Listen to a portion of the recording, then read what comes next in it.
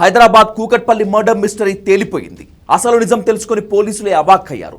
10th class పిల్లోడు ఇంత దారుణంగా హత్య చేసిన ఘటన యావత్ రాష్ట్రాన్ని ఉలిక్కిపడేలా చేసింది. ఈ కేసులో బయటకు వస్తున్న విషయాలు గగుర్పాటుకు గురి చేస్తున్నాయి. ఓటీటీలో ఓ సిరీస్ చూసి హత్యకు ప్లాన్ చేశాడు ఆ బాలుడు. ఘటన జరగటానికి 2 రోజుల ముందే పేపర్ మీద ప్లాన్ ఆఫ్ యాక్షన్ రాసుకున్నాడు. దొంగతనం చేసి ఎలా ఎస్కేప్ అవ్వాలో కూడా, దొరికితే ఏం చేయాలో అన్నీ పక్కాగా రాసుకున్నాడు. ఇవన్నీ ఓటీటీ ద్వారానే ప్రభావితమైనట్లు గుర్తించారు పోలీసులు. గ్యాస్ సిలిండర్ను ఎలా లీక్ చేయాలి, పైప్ను ఎంతవరకు కట్ చేయాలి, లీక్ చేశాక ఏం చేయాలి, ఇలా ప్రతి ఒక్కటి ముందుగానే పేపర్ మీద రాసుకున్నాడు. చివర్లో మిషన్ డన్ అంటూ హెడ్డింగ్ పెట్టుకున్నాడు. సెప్టెంబర్ 18న సహస్ర హత్య జరిగితే 5 రోజుల్లో దాదాపు 300 మందిని విచారించారు ఎస్ఓటి పోలీసులు. సహస్ర హత్య చుట్టూ రకరకాల వాదనలు వినిపించాయి. కట్ చేస్తే నిందితుడు బాలుడు అని తెలిసి ప్రతి ఒక్కరూ అవాక్కయ్యారు. ఇంత నేర ప్రవృత్తి ఎలా వచ్చిందని ఆరా తీస్తున్నారు.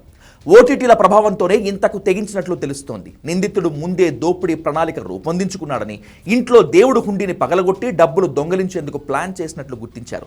దీనికోసం నేరాన్ని ఎలా చేయాలో, ఇంట్లోకి ఎలా ప్రవేశించాలో, ఎలా పారిపోవాలో ఇంగ్లీష్లో రాసుకున్నాడు. సహస్ర తల్లిదండ్రులు ఇంట్లో లేని సమయంలో పక్క బిల్డింగ్ నుంచి ఇంట్లోకి చేరుకున్నాడు.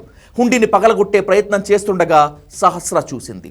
ఈ క్రమంలోనే ఆ దుర్మార్గుడు తన కత్తితో దాడి చేసి 18 నుంచి 20 సార్లు వరుసగా కత్తి పోట్లతో హత్య చేశాడు. ఆ తర్వాత పక్క బిల్డింగ్లో దాదాపు 15 నిమిషాల పాటు దాక్కున్నాడు. వచ్చి రాని ఇంగ్లీష్లో నిందితుడు రాసుకున్న లేఖ ఇప్పుడు నెట్టింట్లో వైరల్.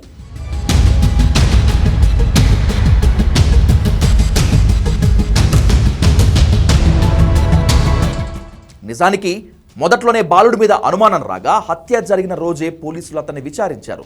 అయితే సహస్ర ఇంట్లో ఉన్న క్రికెట్ బ్యాట్ కోసం వెళ్ళానని ముందుగా పోలీసులను బాలుడు తప్పుదోవ పట్టించే ప్రయత్నం చేశాడు. రకరకాల స్టోరీలు అల్లి పోలీసులకు చెప్పాడు.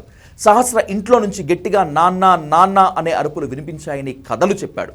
బాలుడు చెప్పిన మాటలు నిజమే అనుకున్న పోలీసులు మరో కోణంలో విచారణ జరిపారు. ఇతరులు చంపి ఉంటారనే అనుమానంతో విచారణ ప్రారంభించారు. అయితే అదేమీ ఫలించలేదు. శుక్రవారం మరోసారి ఘటనా స్థలానికి వెళ్లిన పోలీసులకు కీలక ఆధారాలు లభించాయి. పక్క భవనం నుంచి ఈజీగా సహస్ర ఉండే బిల్డింగ్లోకి దూకవచ్చని గుర్తించారు. ఆ బిల్డింగ్లో వర్క్ ఫ్రమ్ హోమ్ చేస్తున్న సాఫ్ట్వేర్ ఉద్యోగిని ప్రశ్నించగా అసలు విషయం బయటపడింది. హత్య జరిగిన రోజు తన గది పక్కనే బాలుడు 15 నిమిషాల పాటు దాక్కొని ఉన్నాడని, మళ్ళీ చూస్తే అతన్ని గుర్తుపడతానని చెప్పాడు. బాలుడిని స్కూల్ నుంచి తీసుకొచ్చిన పోలీసులు మళ్లీ ప్రశ్నించారు. తను హత్య చేయలేదని, తనకే సంబంధం లేదని మరోసారి తప్పుదేవ పట్టించే ప్రయత్నం చేశాడు బాలుడు. అనుమానం వచ్చి తల్లిదండ్రుల సమక్షంలో బాలుడిని విచారించి ఇంట్లో తనిఖీలు చేస్తే అసలు విషయం బయటపడింది. కత్తితో పాటు రక్తపు మరకలు ఉన్న దుస్తులు దొరికాయి. ప్లాన్ చీటీ కూడా లభించింది. ఈ కేసులో బాలుడు చేసిన పనికి ప్రజలతో పాటు పోలీసులు కూడా అవాక్కయ్యారు.